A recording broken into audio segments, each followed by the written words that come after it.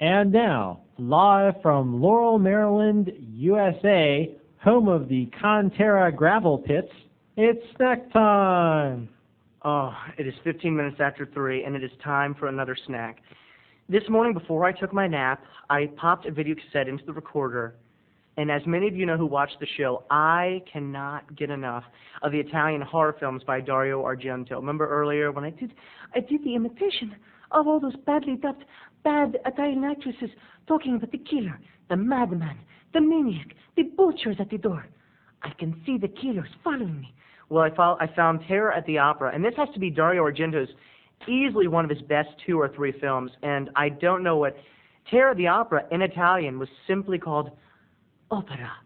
You know, there was no, us Americans had to put the terror at the, because I guess they figured we're not smart enough to really figure it for a thriller unless it got the word terror in it, and unfortunately, it's kind of true. So let me tell you about Terror at the Opera. You know it's going to be over-the-top drama from the very first shot, where the film fades in to a close-up, an extreme close-up of the eye of a raven reflecting an opera house, and the words come up, opera. And, of course, I love subtitles, but unfortunately most of the releases of Terror at the Opera are completely dubbed, which is hilarious because all these Italian actresses, you know, all the American women who do their voices are over the top. So let us get into the story. Well, first you have young Betty, an ingenue at the theater, and she's the understudy. And here's the really creative part. At this theater, they're doing the show Lady Macbeth. And as you know, and everyone in the world knows, Lady Macbeth is supposed to be unlucky. So in the movie, they're doing, I don't know if we should do Lady Macbeth. And the first shot has all the people behind the stage talking about the obvious, you know, Lady Macbeth imagery.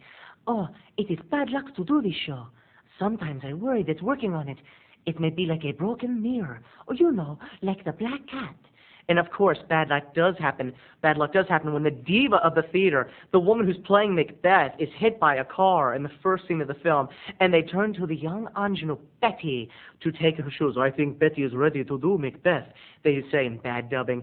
And then enter Betty, and her agent comes in, and her agent is over the top glamour, and she comes in with like a huge fur coat in the middle of summer, and she's like, Betty, as you know, Macbeth is a rich part and wonderful.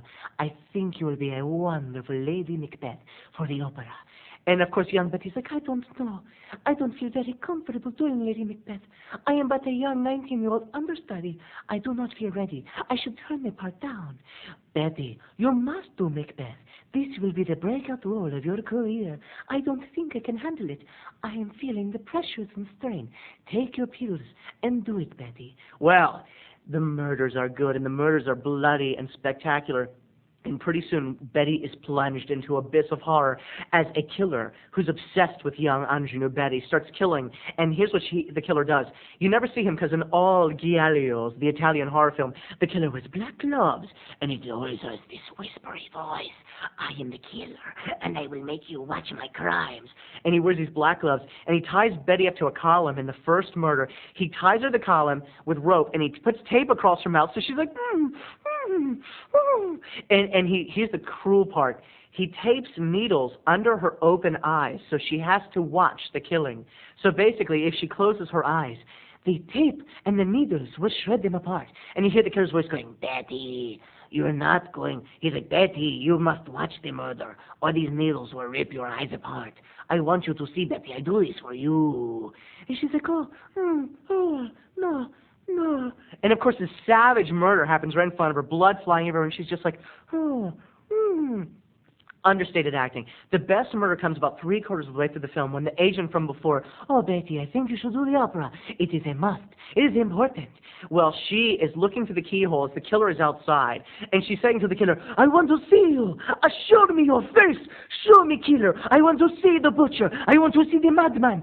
Show me. Let me see who you are, you deranged mind. And he takes a gun, and it's very creative. He shoots through the eye hole, and the bullet goes through her eye, through the eye hole, out of the back of her really Italian modish haircut, and bursts the telephone on the other side of the room where Betty is trying to call the police.